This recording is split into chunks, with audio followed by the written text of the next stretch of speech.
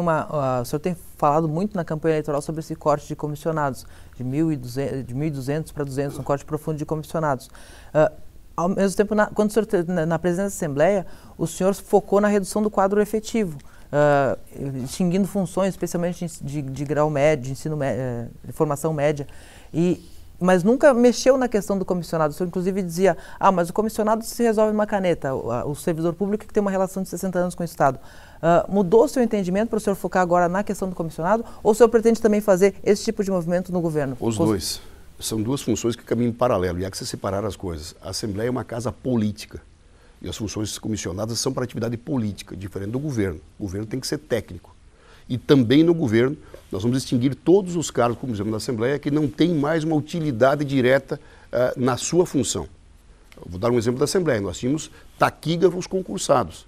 É evidente que não cabe mais taquigrafia hoje no processo público, pela tecnologia disponível. O que nós fizemos? Nós extinguimos os cargos. Quando aposentou, é um cargo a menos para ser preenchido. Porque senão, se o cargo estiver aberto, você tem que concursar para preencher. No governo, nós vamos construir o ideal no processo administrativo, vamos extinguir os cargos remanescentes e depois vamos fazer um processo de imigração, conforme vai aposentando, aquele cargo vai sendo extinto. Na questão dos comissionados, é um recado que eu quero dar para a sociedade e também para o governo, de que nós teremos funções técnicas, porque gestão de governo se faz com função técnica, diferente da Assembleia, que é uma casa política, e onde o comissionado tem uma função política. É a essência do processo legislativo. A essência do processo executivo é o serviço. E serviço tem que ser técnico, portanto, nós não teremos indicação de nenhuma, como eu fiz na Assembleia. Nós tínhamos os comissionados nas questões políticas, mas na função técnica da casa nunca houve uma função indicada por deputado, como não vai ter no governo. Não vai ter indicação de nenhuma função administrativa por nenhum deputado e por nenhum partido político. Pessoas que fazem parte de partidos podem e devem ser convidadas. Pessoas que eventualmente têm um mandato podem ser convidadas para participar do governo, mas pela sua qualificação técnica e pela seu domínio no setor, não por uma indicação partidária. O senhor assume agora com uma folha de pagamento bastante inchada, né? A lei de responsabilidade fiscal já está quase no limite aqui no Estado, mas tem muitos concursos que estão prontos para serem chamados, principalmente na área de segurança pública, que é a área que o senhor vem defendendo bastante. O que o senhor pretende fazer? O senhor pretende reduzir gastos dentro da própria folha de alguma forma para conseguir chamar esses concursados? Ou o senhor já cogita não chamar concursados no primeiro ano antes de ajustar a casa? Não, nós temos que separar as coisas. Primeiro que o Estado é um prestador de serviço. Portanto, ter uma folha alta não é um problema. O problema é com uma folha composta. Nós temos mais servidores administrativos ou mais servidores na ponta. Quando eu digo que vou extinguir 1.200 cargos comissionados, esses 1.200, isso é matemático, pagam o salário de mais 2.500 policiais. Quando você quer mudar de uma forma muito radical a filosofia administrativa, não é só as regionais que serão extintas, é o que ela representa. Vou dar um outro exemplo. O Estado tem ainda 108 departamentos de recursos humanos para um empregador. Nós vamos ter um departamento de recursos humanos só. 107 diretores a menos, 107 gerentes a menos, mesmo com função gratificada. Então isso vai desafogar a folha, que também tem que ter, de outro lado, um crescimento da economia. Por isso, medidas concretas em redução da burocracia para empreendedorismo, em um ambiente, na parte ambiental mais propício ao investimento. Nós temos só, no Instituto do Meio Ambiente, 70 bilhões parados nas gavetas por falta de licenciamento. E estruturar isso, e aí nós vamos crescer, o único órgão administrativo que vai crescer é o Instituto de Meio Ambiente. Tem que ter mais técnico, mais engenheiro, mais fiscal, para que a resposta seja dada com segurança jurídica e com rapidez, mesmo que seja negativo, porque o capital se migra para outra área.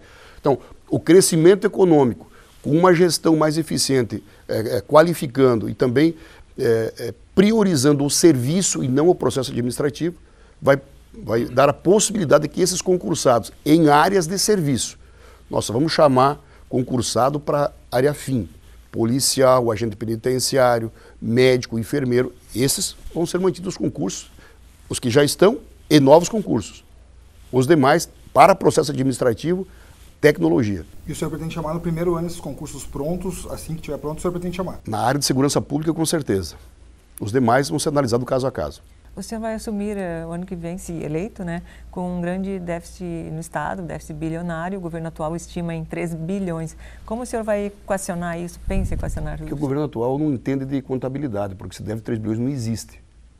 Vamos ser claros, como é que você compõe um déficit, um resultado primário do governo? A receita com a despesa, a receita corrente e despesa corrente. Nos últimos 15 anos, nós temos resultado primário positivo.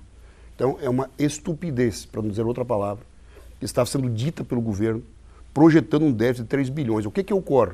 Como nós tivemos nos últimos 5 anos um ingresso muito significativo de financiamentos de longo prazo, BNDES, Banco do Brasil, Banco Mundial, esses financiamentos entram e, em função deles, se geram despesas de capital, que são as obras.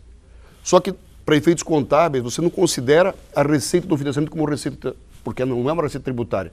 Então, visualmente, você vai ter a despesa gerada pelo recurso de um financiamento e você não vai ter o ingresso da receita do outro lado. Gera um déficit, que não é real. Quando você fala em déficit de 3 bilhões, basta ver no orçamento quanto é que vai ser o ingresso de financiamento para obras. Você tem que, para saber se o Estado está com saúde financeira, eliminar todos os ingressos para financiamento, para convênios, que geram obras sem uma receita específica. O Estado é absolutamente administrável, o Estado tem saúde financeira, o Estado tem capacidade de endividamento e o Estado espera o crescimento da economia. Eu não tenho nenhuma preocupação sincera com a gestão financeira do Estado. Se a economia crescer mais, teremos mais disponibilidade para pessoal na área de serviço e também para a contrapartida de financiamentos. Se crescer menos, menos. Mas preocupação com a saúde financeira do Estado, sinceramente, eu não tenho. Já o senhor fala em chamar 5 mil policiais da reserva, né? Eu até pedi os dados da Polícia Militar para saber se a gente realmente tem 5 mil policiais disponíveis. Os dados da Polícia Militar mostram hoje que a gente tem 4.134 da reserva especificamente que podem ser chamados, porque a gente tem 9 mil policiais aposentados. Mais 1.500 do CETISP que já estão chamados. Isso, 1.300 e 1.400 que são do CETISP. 5.600 no total. O senhor já está contando com quem está trabalhando, o senhor não vai chamar mais 5 mil? Não. É que o CETISP não faz atividade finalística. O CETISP é uma forma que foi encontrada para trazer o policial da reserva para atividades intermediárias, administrativa e guarda de patrimônio. Nós vamos acabar com o CETISP. Nós vamos fazer o retorno para a atividade finalística. O policial que voltar, inclusive os do CETISP, voltarão com um novo salário de policial, voltarão com todo o aparato de segurança, podendo usar arma, o CETISP não pode, tá certo? E vão voltar para a atividade finalística. É evidente que para a ronda motorizada, para processos que tenham na experiência e na sua compreensão da sua idade já um pouco mais avançada, a condição de uma resposta efetiva para a sociedade. Nós vamos colocar um policial com 55 anos no BOP. Agora, para ronda motorizada, para processos que são compatíveis, sim. E é para isso que nós precisamos. O policiamento ostensivo ele tem que ser dado em áreas de conurbação urbana, em ronda motorizada. E esses do CETISP serão voluntariamente, porque nós vamos ter sempre voluntário, nada será imposto ao policial. Ele terá um estímulo muito maior do que tem no CETISP hoje para poder trabalhar. O que ocorre? Nós temos policiais que se aposentaram com 48 anos. E um número muito grande, que não vão ficar em casa dormindo com 49 anos de idade. Eles vão buscar uma atividade no setor privado.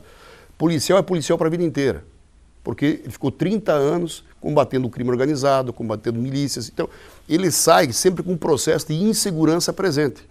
Ele vai fazer o seu trabalho sem coleta à prova de bala, sem a proteção do Estado e com um apego à farda. Se nós viabilizarmos para o policial, primeiro, segurança jurídica de que o seu status funcional não vai ser alterado. Isso nós vamos mudar a Constituição para dizer. Quem está aposentado tem a sua remuneração inalterada, sem nenhum risco. Agora, além disso, ele vai ter a oportunidade de voltar para a ativa com a farda, com a arma, com a colete, com a proteção do Estado, com um novo salário de policial. Qual será o valor? O senhor já definiu o valor? Valor inicial de ingresso do soldado da Polícia Militar. 5 mil e alguma coisinha. É o salário de ingresso. Hoje o CETISP... A mais ele vai ganhar além do que ele já tem na O que ele tem é dele. Não se mexe, é dele, é um direito. Ele vai voltar a trabalhar com uma nova carga horária, com um novo salário, que é muito mais barato para o Estado, porque, primeiro, não tem mais progressão de carreira. Segundo, ele já tem uma carreira pronta que é da aposentadoria. Segundo, que não precisa da academia. Uma academia demora 11 meses para ser conclusa e custa 80 mil reais para o Estado. 5 mil policiais é 400 milhões só de academia. E 5 anos de formação. Além disso, nós vamos mudar a legislação.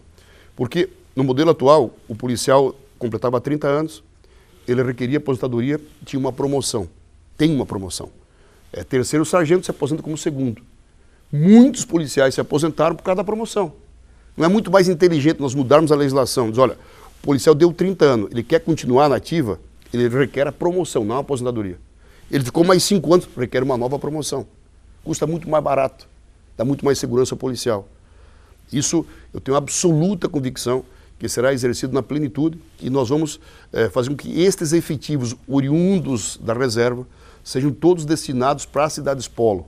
Candidato, o senhor é hoje a principal liderança do Oeste de Santa Catarina, candidato a governador. Se o senhor for eleito, qual é a sua expectativa aí que o senhor vai propor para evitar a transferência de indústrias do Oeste e de Santa Catarina para o Paraguai, é um número grande já, e, sobretudo, a transferência de frigoríficos do setor do agronegócio para o Centro-Oeste, principalmente em função da falta de infraestrutura e da questão grave dos insumos. Eu tenho uma grande preocupação como jornalista, como cidadão, porque eu sou um admirador profundo do Oeste, porque além de ser o sustentáculo da economia, é um povo trabalhador e um dos alicerces da receita tributária de Santa Catarina.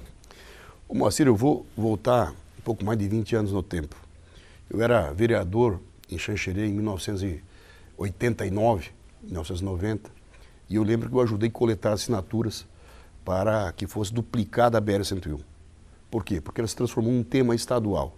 Era a obra mais importante do Estado e o Estado inteiro fez dessa grande prioridade para Santa Catarina. Pois bem, a obra atual BR-101, em termos de demanda do Estado, é a duplicação da BR-282 com a 470. Há 20 anos era 101? Era 101. O Oeste pedia a duplicação do 101? Eu participei de uma campanha feita pela RBS para coletar, não foi 1 milhão de assinaturas. Eu estou querendo dizer o seguinte, eu estou querendo dizer que a grande obra de infraestrutura para manter o modelo catarinense é a 470 com a 282, porque se comete um equívoco, não, tem que duplicar a 282, até Campos Novos. De Campos Novos para cá é 470.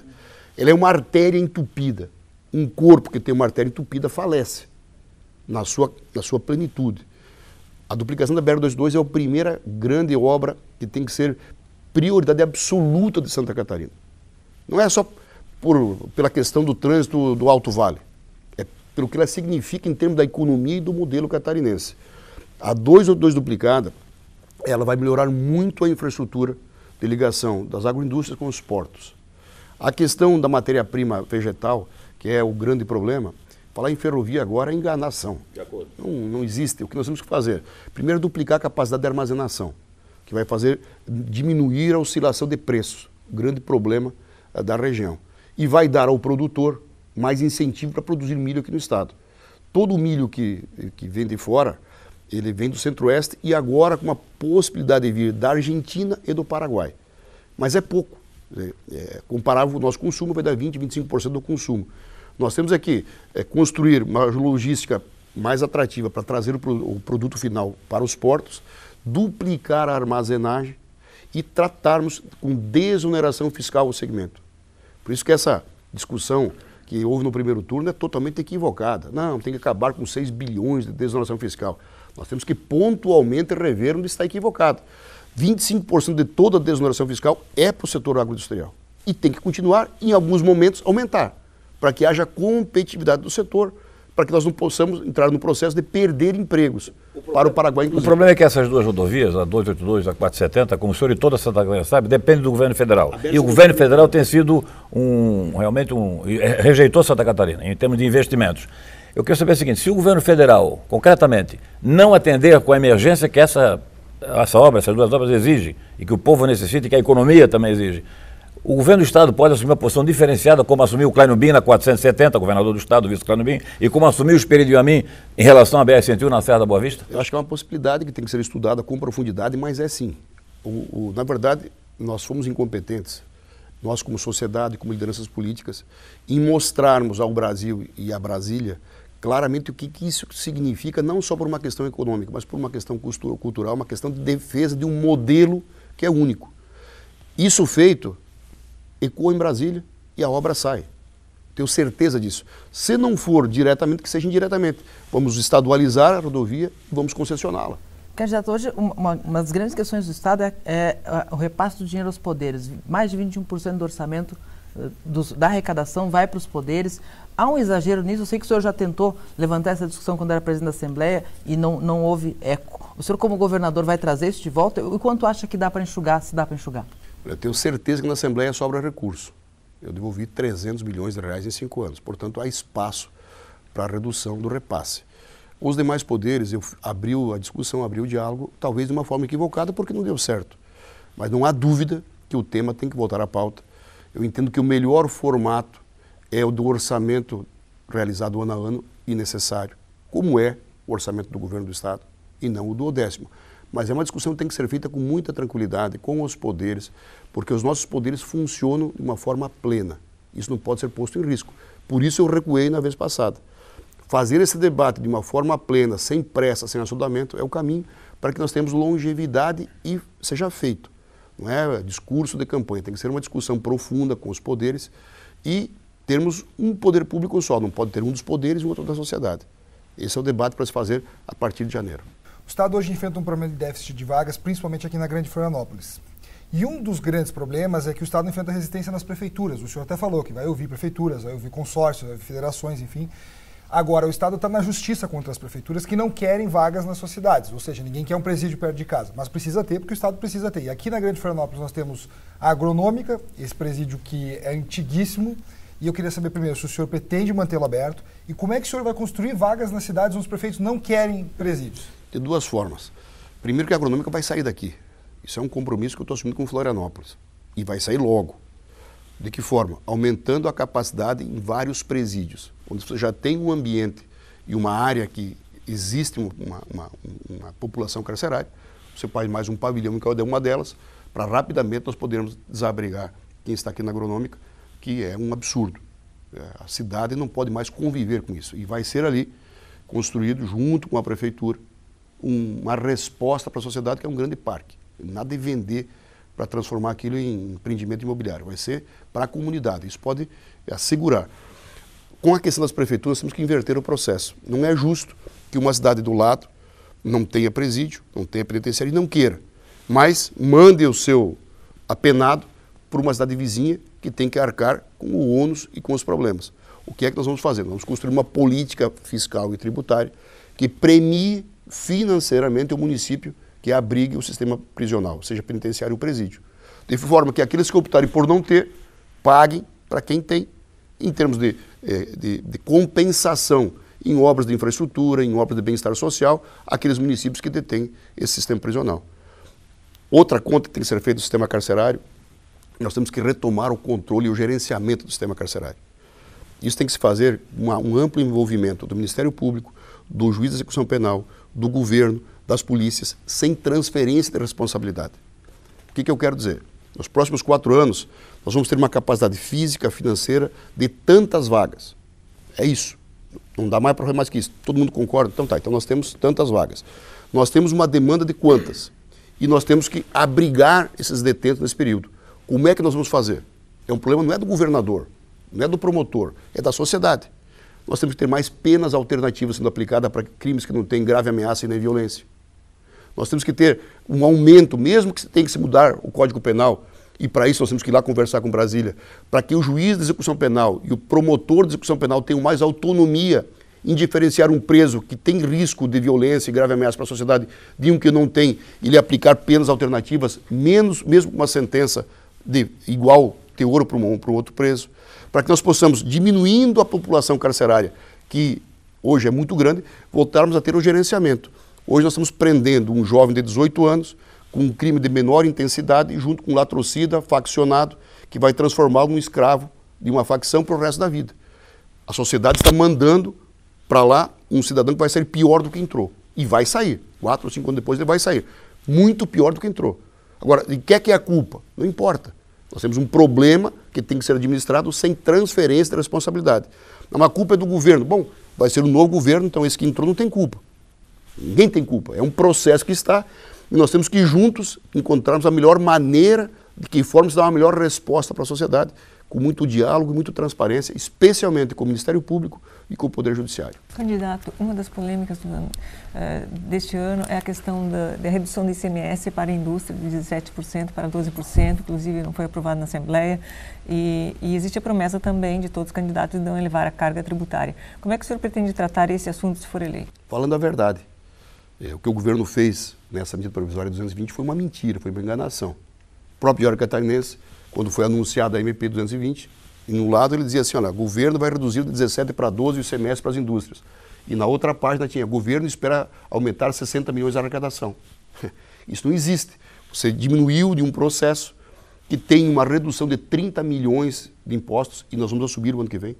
O ano que vem nós vamos reduzir de 17 para 12 o ICMS de crédito para as indústrias, mas sem transferir seu ônus para o setor de varejo, porque aí é aumento de carga tributária. O que o governo propôs com a medida do projeto 220 é aumento de carga tributária que nós jamais faremos.